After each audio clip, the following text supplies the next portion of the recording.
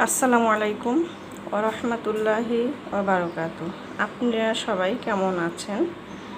তো আল্লাহর কাছে দোয়া ও কামনা করি সবসময় আপনারা ভালো ও সুস্থ থাকুন।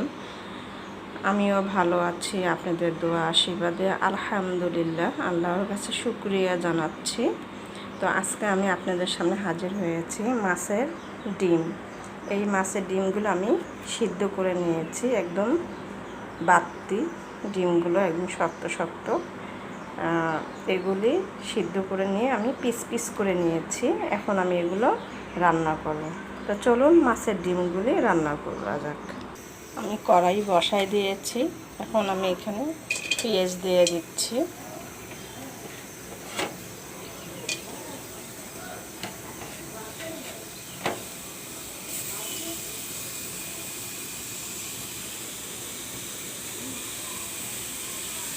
এখন দিয়ে দেব সরিষার তেল।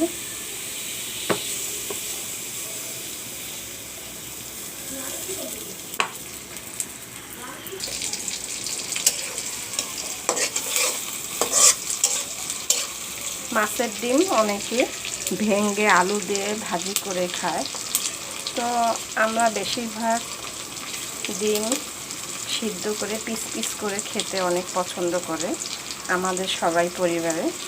এর জন্য আমি পিস পিস করে নিয়েছি। তো চাইলে আপনারা মাছের ডিমটা ভেঙে আলু বা অন্য কিছু জালি কুমড়ো যেমন মন চায় সেইভাবে করে রান্না করে খেতে পারবেন। মাছের ডিমের মধ্যে অনেক পুষ্টি, বাচ্চাদের জন্য খাওয়া ভালো, ওদের মাথার ব্রেনটা কাজ করবে।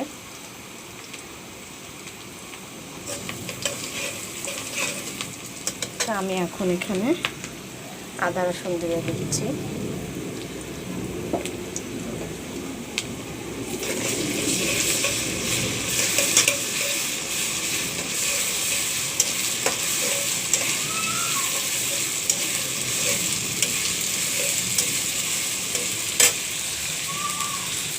আদা রসুনটা একটু ভেজে নিতে হয়, না হলে গন্ধ করে তরকারিটা।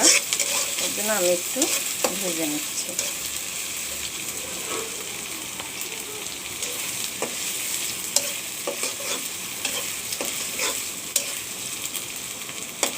এখন আমি এর মধ্যে দিয়ে দিব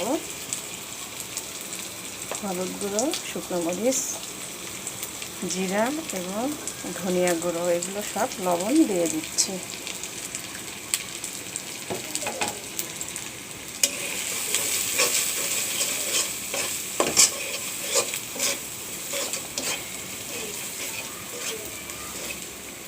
এখন আমি এখানে মাছের ডিমগুলি দিয়ে দিচ্ছি।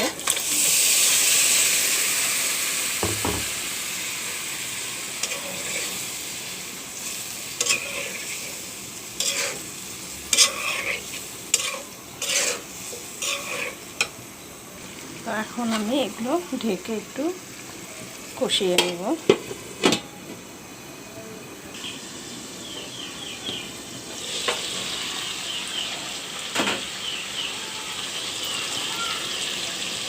দেখুন মাছের ডিমটা কষানো হয়ে গেছে, আর একটু হবে।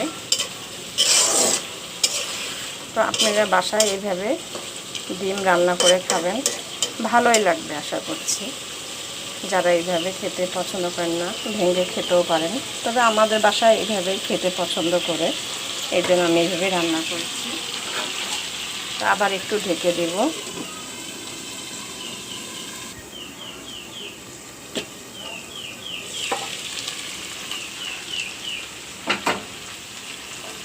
দেখুন মাছের ডিম রান্না হয়ে গেছে। তো আপনারা সবাই ভালো থাকবেন ও সুস্থ থাকবেন, এই দোয়া কামনা করে রেখে দিচ্ছি। আসসালামু আলাইকুম ওয়া রাহমাতুল্লাহি ওয়া বারাকাতুহু।